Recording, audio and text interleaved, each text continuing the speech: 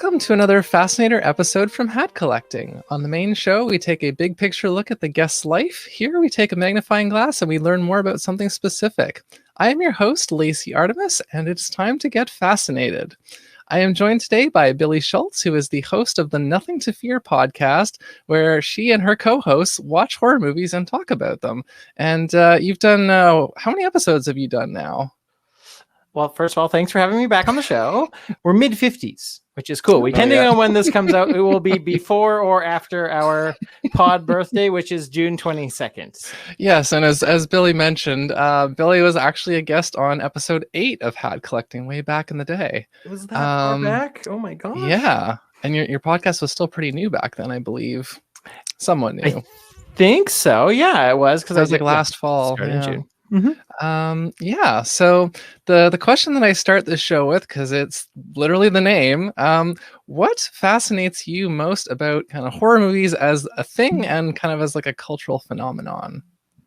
I think the fact that it is a cultural phenomenon is fascinating in and of itself, because on paper, it kind of sounds like, this is something you're going to watch and you're going to be scared of. And intrinsically, it's kind of like, well, people don't want to be scared. That sounds like it's not fun. But paradoxically, it is fun, kind of watching a movie and getting scared and having your tension like get raised and released is I find it to be quite fun. I love that horror movies have been around since, movies have been around.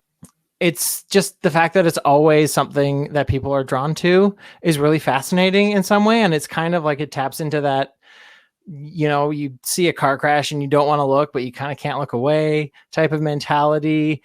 It also uses the genre to explore sort of what society at the time is afraid of, which is something I learned recently, actually, as I've done the podcast and listened to other people talk about podcasts and made connections with people. It's kind of opened up these doors. And actually, I listened to a gal as a guest on another podcast. Her name was Chloe Black. She's great. Shout out, Chloe.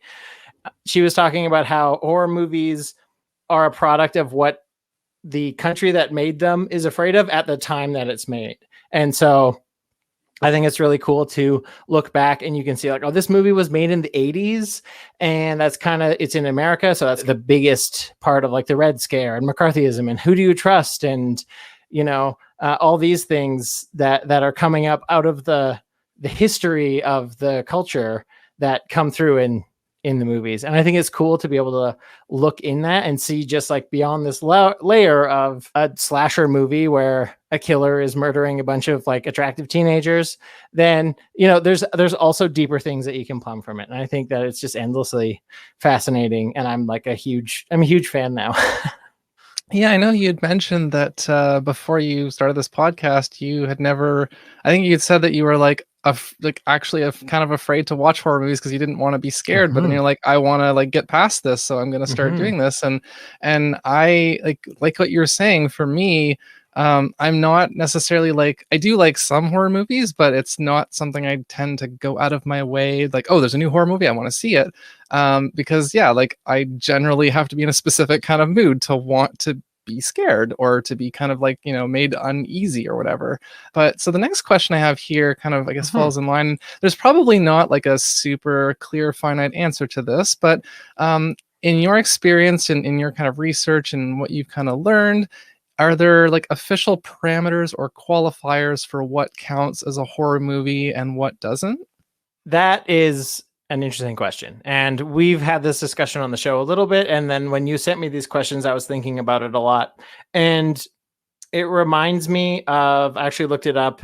There's a landmark Supreme Court case that's talking about obscenity. And I think specifically around pornography, and I didn't write the quote down, but it's I don't really know how to define it, but I know it when I see it.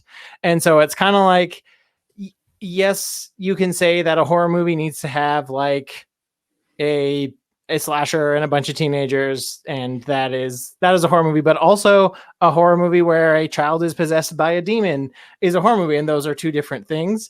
Yeah, I don't really know how to define it, but if I see a movie where I'm like, oh, that is a horror movie because it makes me feel scared, it makes me feel tense, it makes me feel anxious, and there's usually some kind of push and pull around tension. And actually, one of the examples that I thought of is a movie we just did for the podcast. We just finished our discussion on Alien. That one is like a very sci-fi horror, but it feels like a horror. And then I watched the sequel just on my own, Aliens, and that one felt like an action movie. And I think the difference in that one, because in Alien, there's one monster and you barely see it, and it's oppressive and it's terrorizing the people of the ship.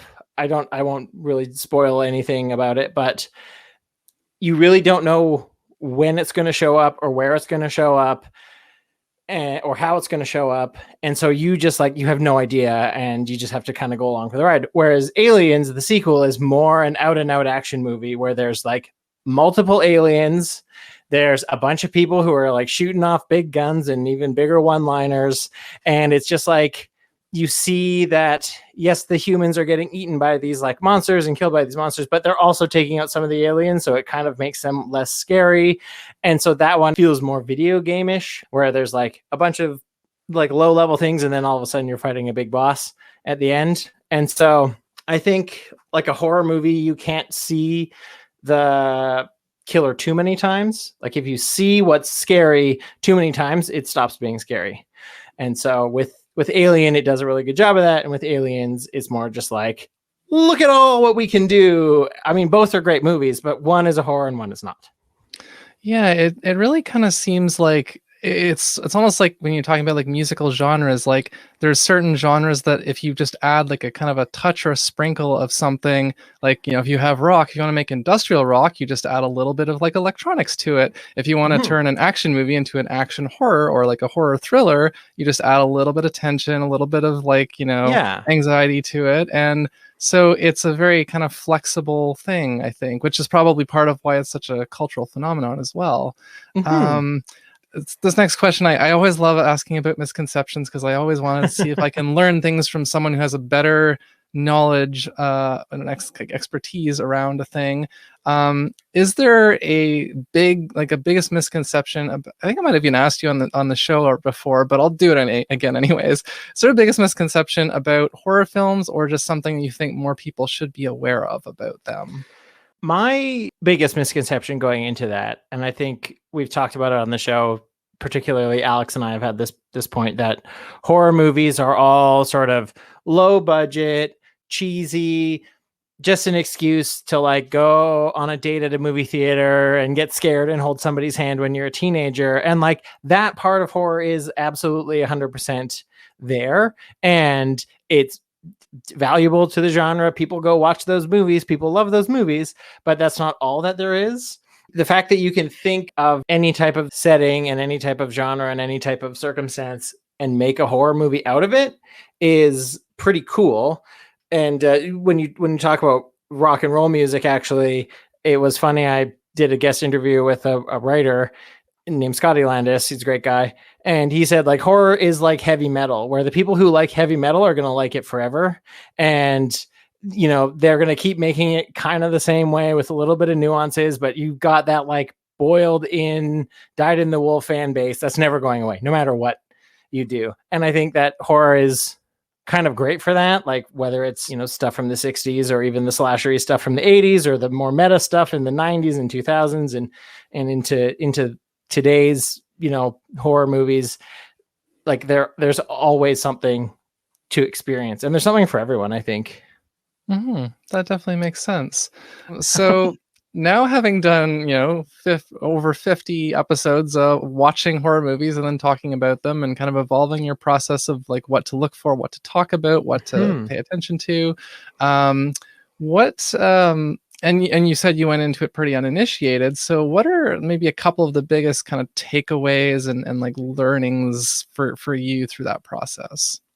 I think that the biggest surprise that I found and that I came up with is the fact that horror movies are fun. Like it can be fun to watch a movie with a couple of your friends. Of course, we've done it mostly online by this point because of lockdowns. And actually Luke has moved out of the city that we're in, and I'm about to move. So we have to do it online, but it's been nice to just sit down and watch a movie and go, okay, there's going to be some scares in this movie. We're going to look about it. And no matter what happens at the end of it, I'll get to talk with my friends and we'll banish all the demons and we'll make sure the boogeymen go back into the closet and don't bother us.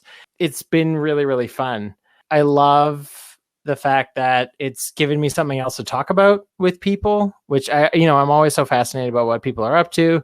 And horror is something that people have very strong opinions on.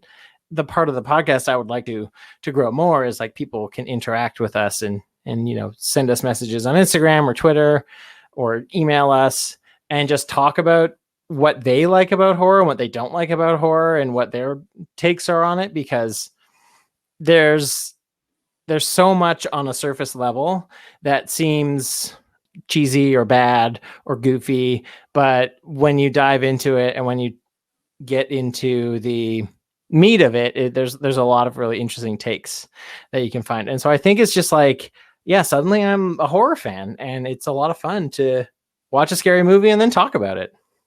Yeah, so as you were sort of talking about before with the different eras of horror movies and how there's just certain people that are always going to be a fan no matter what. For people like myself who maybe are like only sort of interested in certain types or maybe certain kind of, I guess, more recent eras type stuff or more recent like production styles.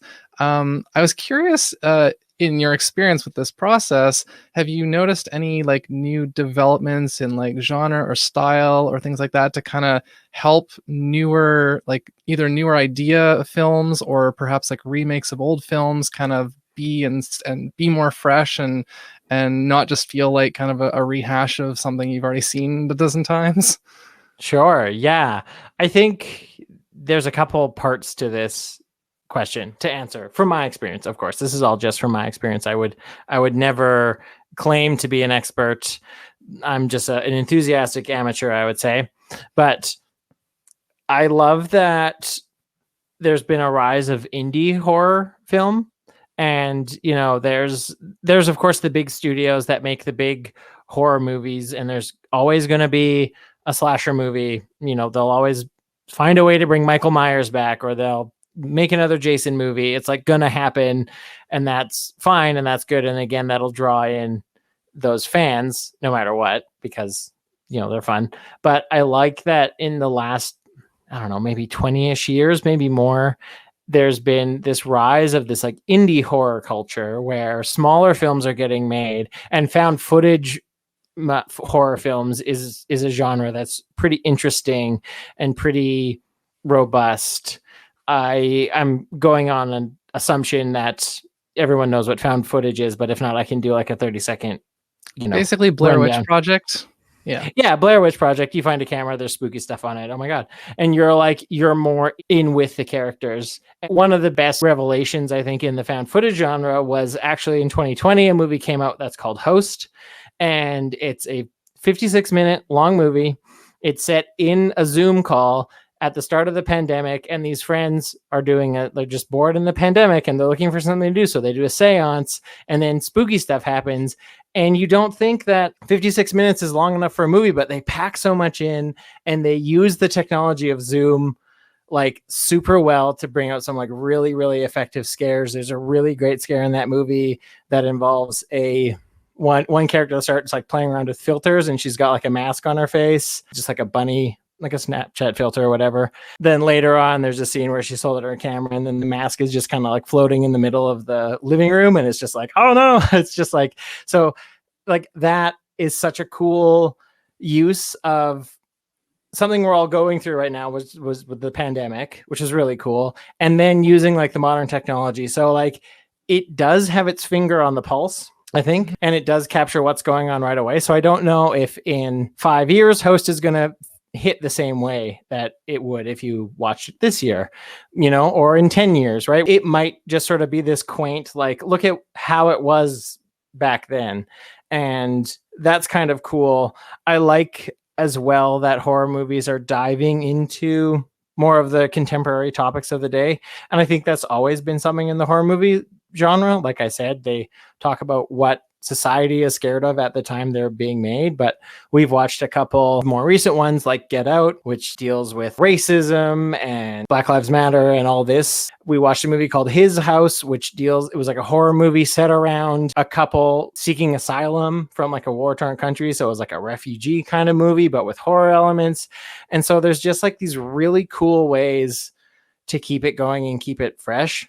And if that's not what you want, if you don't want like auteur galaxy brain level horror movies, there's always going to be like an escape room movie where it's like, what if an escape room, but it would kill you? And you're like, yeah, okay, great. So, which basically sounds like the description of one of my favorites, Saw. well, yeah, Saw is, I think Saw deliberately gave rise to the escape rooms that we have, in today's world. I think there's a definite line that can be drawn. And now, of course, there's horror movies that are set in escape rooms. So it's kind of like the movie that inspired real life has now inspired more movies. And that's just kind of funny. So I was going to say, it's on that note, when I saw that you had covered Saw on the podcast, I was like, okay, I want to listen to that one because I've seen that movie and I know I like that movie, but I hadn't watched that movie in several years. And so I intentionally went back and rewatched it. Before listening to the episode, and like I knew that I like really enjoyed that series and the kind of because I like more thinky stuff, and so kind of rewatching it with like several years later perspective and knowing what the genre or what the series and the genre became, and just kind of seeing how creative and original it was, and it made me actually then want to go and watch some of the subsequent movies again as well, and then listening to you talk about it on the show was really interesting because then I got to kind of learn some things about it that I didn't know, and like, this is a little I don't remember now because it was months ago probably, but but that's like I said, when I see that you've covered a movie on the podcast either that I've already seen or that I'm interested in seeing, I'm like, oh, I definitely want to listen to that because it's going to be really interesting to get some like extra different insights and perspectives and stuff on it and things that I might have missed. And same thing with Get Out. And actually that brings me back because I thought of a new question that's not on the set that I gave you, but I want to hear your answer.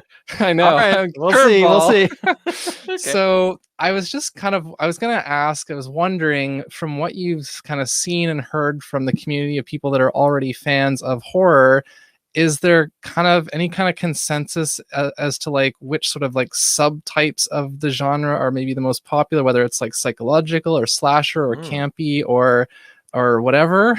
That's interesting. I don't know. It's kind of like asking a random person who's coming out of an ice cream parlor with their ice cream. They have maple walnut or whatever. And you're like, what do you think everybody likes? And you're like, I don't know. I just like maple walnut. I think that's kind of what the horror genre really does well, is there is like a flavor for everybody. And so maybe you like ghost movies. Maybe you really like possession movies. Maybe you're just like, give me zombie films any day of the week. I'm down. And there's like a flavor for anyone. I guess I'm just curious because like, so to kind of pull it back to a previous reference, I do see a lot of similarities to like metal culture, heavy metal music culture. It's very because there's so many subgenres of heavy metal, and a lot of people to be like thrash for life, and other people will be like doom for life, and like they're like they're both metal, but like a lot of people don't like both. And I'm curious because I kind of have a bit of a sense, like I know what metal subgenres tend to be more popular overall. I'm now finding myself like, I wonder what that's like in the horror scene, but I don't know how to find that out. Well, I think like the evidence is kind of, like follow the money, right? That you get big budget movies that are going to make more money. So the reason why we have horror icons that have stuck around for 40, 50 years is kind of a good indicator. Like, I don't think they would have made 10 or 11 Friday the 13th movies if Jason Voorhees wasn't a popular character. Now, we can't quite speak to that because we've only seen the first one and we did not come down kindly on it. But, like the big budget ones are always going to be there. So there's always going to be an exorcism of who or what. That's always going to be a standard in horror movies. There's always going to be 8 million different types of slasher movies. There's always going to be a haunted house movie.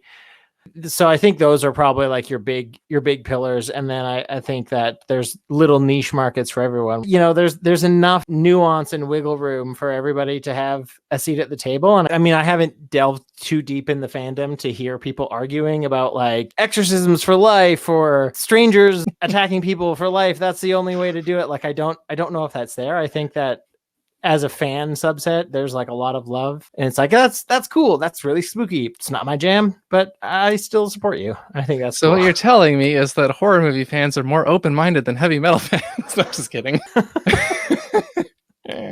Okay, so thanks for trying anyways. It's kind of a hard question to define. No, that's fair. That's fair. Yeah. Again, that's just something, my own curiosity that bubbled up. I guess I'll have to do some of my own research to find out. Mm-hmm. I mean, what you can do is as well is just watch different movies, and if they vibe with you, then that's a type that. I know which types of horror movies I like. I'm just curious because I find when it comes to things that are popular in culture, more times than not, I'm more of a fan of the less popular things, like the less mainstream stuff. So that's part of why it kind of intrigues me. But anyways, we won't tangent on this for too long. If you can, by any stroke of luck, if you could actually choose of all the ones that you've watched for the show so far, could you say that you have maybe a favorite or like a leading favorite horror movie at this point? There's just so many too, right? Like, we've done 50 plus horror movies, and I think we've looked at lists, and I was like list of all horror movies, and I think I was like on a Wikipedia page that I scrolled, and there was just like hundreds and hundreds and hundreds. I'm like, we haven't even scratched the surface of horror movies. But one that we have done that's really stood out, it has been Hereditary, which is by a director called Ari Aster. It was just so tense and so scary, and it was our episode 20. We did it. So it was kind of what I've called the first season of Nothing to Fear, where, we're watching movies, we're trying to figure it out. I'm noticing that I'm like, wait a minute, these movies aren't actually that scary. Like, there's jump scares, but you don't leave scared anymore. And then Luke and Alex had both seen Hereditary, and so they kind of trolled me for, throughout the first 20 episodes, like, oh, well, wait till they get to Hereditary. And then we watch it, and it was just such a tight movie. It's so well plotted. There's such a great story that runs through that could be two things until it like collapses into like what it is actually about. And so that is just, it's so cool. And the imagery in that, there's like some really disturbing imagery in that movie. If you've seen it, it just like has stuck with me. And, I can still envision all the scares, and it's just like, oh, that movie is so freaky. So if you haven't seen it, I will recommend it heartily. We liked it a lot, but if you're squeamish around like head trauma, maybe give Ari Aster films a miss. He loves to damage the human cranium. Well, absolutely. I'm gonna roll sort of two questions into one, I guess, here. So I guess it's sort of, this is the part where I'd say, like, is there anything else that you'd like to say? Or I was going to say, the other question I was going to ask, is there anything that you wish that people would ask you about horror movies, or ask in general about horror movies, but they don't? Honestly, I can answer this one really easily. I wish that people would just interact with the podcast, like on a more send messages, talk about horrors. Like, I have learned so much about horror movies just from talking to Alex and Luke, and they have really cool takes. And like, we watch the same movie, and they'll have like points where I'm like, I didn't even think of that. And like, it's so fun. And I kind of want that for more people. And so another example from our canon is we watched Army of Darkness, and we just all over it. We're just like, that movie was bad. It like hit us so wrong. It rubbed us the wrong way, rubbed me the wrong way. I didn't like it at all. For some reason, it became the #1 most downloaded episode for a while. I don't understand why. And I was just classic. Like, so we kind of kept giving it kickings throughout the show, like a little bit. It's like, oh, at least it wasn't as bad as Army of Darkness. But then somebody emailed me and said, like, hey, I watched Army of Darkness when I was 9 years old, and I was with my family, and we had a big family time. And it was just such a warm, fuzzy, nostalgic feeling that I was like, I want to hear more about that. Like, every movie is somebody's favorite movie. And like, why, and what was the situation around how you watched it? I'd love to just get in that dialogue. And also, I wish that people would invite me on their podcast to talk about horror because I really like it. So if you're out there and you have a podcast, send me a DM. So yeah, this has been a lovely conversation. I've enjoyed it. I've enjoyed this one's a little bit more conversational than it was a hard interview, but sometimes they go that way. But yeah, if you want to find, you can find the show online at hatcollecting.com or at Hat Collecting on social media. You can find me at artemiscreates.com. You can see there's my thing there. Please like and subscribe and tell your friends to help the show grow and keep the fascination flowing. And until next time, look forward to your next fascination and stay curious. Hi, I'm Billie Schultz, and you've been fascinated.